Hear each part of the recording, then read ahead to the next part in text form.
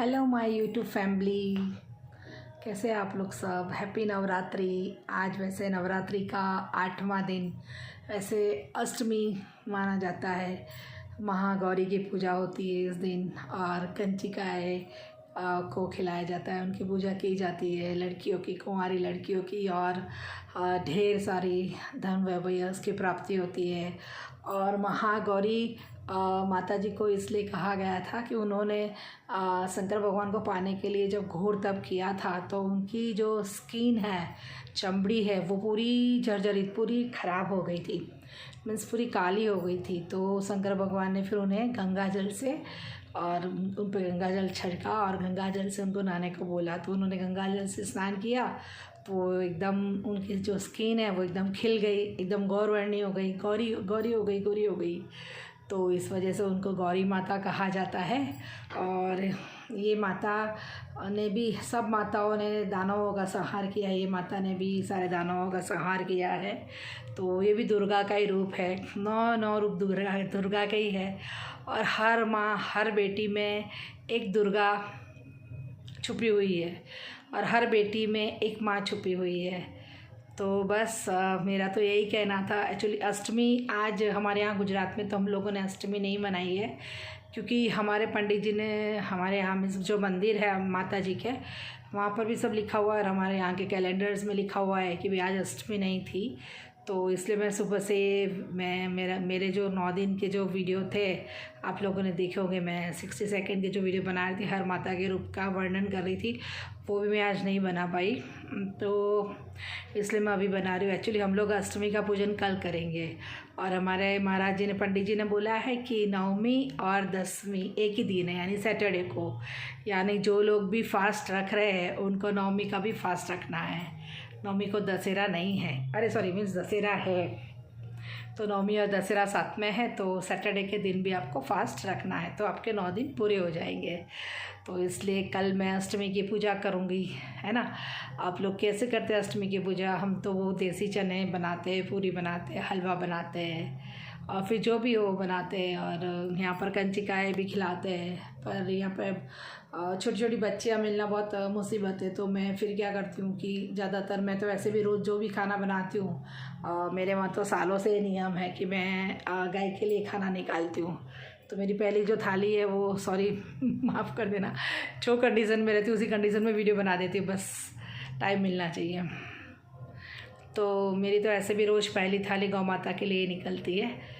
तो मैंने यही कहीं पे देखा था, पढ़ा था, यूट्यूब पे एक वीडियो देखा था, किसी ने बोला था कि अगर कंचिकाई नहीं मिलती है तो आप 11 गज से, यानी 11 ऐसे, अगर आप पूरी बना रहे हो, रोटी बना रहे हो, जो भी बना रहे हैं, तो 11 ऐसे बनाओ जिसपे सब्ज़ी और हलवा और पूरी रख के और भगवान के आगे भोग लगाओ। और फिर वो जो 11 आपने रखे हैं बना के, 2 पूरियों के, 4 पूरी के, 5 जो भी है, वो आप गौ माता को खिला दीजिए। तो आपने कन्याओं को खिलाया उतना ही आपको पुण्य प्राप्त होगा। तो ऐसे भी कर सकते हैं। अगर आप लोगों को कन्या नहीं मिलती है तो आप ऐसे भी अष्टमी नवमी दोनों ऐसे ही पूज सकते हैं। बहुत सारी जगहों पे अष्टमी का पूजन होता है। बहुत सारी ऐसी जगह है कि जहाँ पर नवमी पूजते हैं। अब हम लोग अष्टमी करते थे, मेरी मम्मी, यानी मेरी शादी से पहले मम्मी लोगों ने हमेशा नवमी पूजी है। तो हर जगह का अपना अलग अलग रहता है ना। और बस यही था कि थोड़ा आप लोगों से भी बात करनी थी। नवरात्रि के कारण मैं बात नहीं कर पाती हूँ। हाँ, किसी ने मुझसे पूछा था कि मैं गरबा खेलती हूँ। नहीं, मैंने सालों पहले गरबा खेलना बंद कर दिया। मन बहुत करता है और अभी तो वो आप लोगों को पता है, मुझे पैरों में दिक्कत आई थी, उस वजह से मेरा चलने में भी थोड़ा प्रॉब्लम हो गया है। तो गरबा कर लेती हूँ, घर में बजाती हूँ गरबा और घर पर कर लेती हूँ, लेकिन पब्लिक के बीच में नहीं कर पाती, क्योंकि उसमें कुछ समय के बाद बहुत फास्ट हो जाता है ना, तो गिरने का डर रहता है और अगर मैं गिर गई तो ख़त्म। तो इसलिए फिर मैं नहीं करती। बट यहाँ मुझे गरबे का बहुत शौक़ है और मैंने गरबा में बहुत ज़्यादा प्राइजेज़ लिए हैं। फ़िलहाल हमारे घर की बेटियाँ करती है, मेरी ही बेटी समझ लो, मेरी बहनों की बेटियाँ हैं, लेकिन मैंने उन्हें हमेशा अपनी बेटी ही माना है। तो आप देखते होंगे, मैं वीडियोस डालती हूँ, आप देखते होंगे। हमारी छोटी मेरे भाई की बेटी भी है, यानी 15-16 साल की बच्चियाँ है। तो वो लोग बहुत शौक़ है वो लोग करते हैं।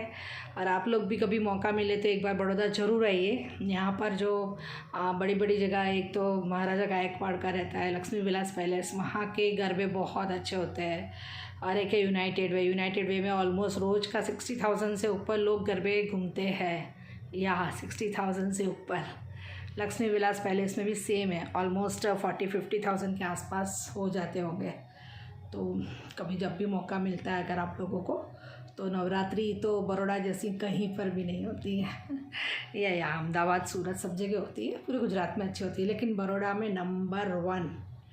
जो भी बड़ौडियन मेरे वीडियो को देख रहा है वो इस बात से ज़रूर एग्री करेगा कि बड़ौदा जैसी नवरात्रि कहीं पर भी नहीं है ना। तो बस यही था, आप लोगों को सबको फिर से एक बार हैप्पी नवरात्रि। अब तो माता जी के भी जाने के दिन आ गए, माँ भी चली जाएगी, हम सबके कष्टों को दुखों को लेकर माँ चली जाएगी। पहले विघ्नहर्ता है तो सब विघ्न लेके गए हैं ना। तो बस मेरी इतनी प्रार्थना है कि माता रानी आप सब पे अपना आशीर्वाद बनाए रखे और सबको बहुत सारी ताकत और हिम्मत दे अपने दुखों से, अपनी तकलीफ़ों से लड़ने की, और तकलीफ़ों से और दुखों से लड़ के आप लोग सब हर जंग को जीते।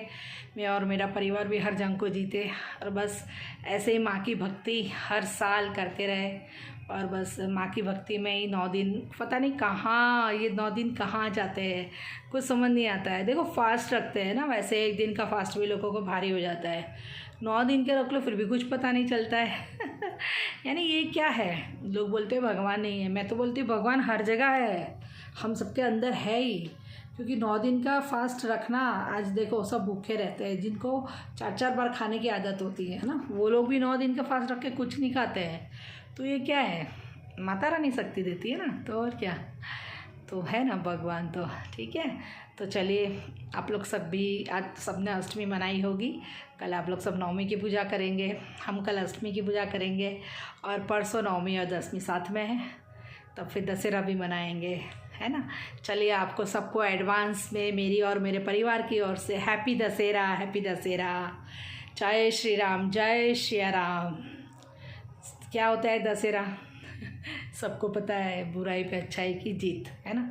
वो बुराई, रावण नाम का बुराई रावण थे, एक शैतान राक्षस जी थे, तो उनको हराकर राम जी ने जीत पाई थी। लेकिन हमें हमारे अंदर के रावण को मारना है, हमारे अंदर की बुराइयों को मारना है, और उस पर अच्छाई को जीतने देना है ना।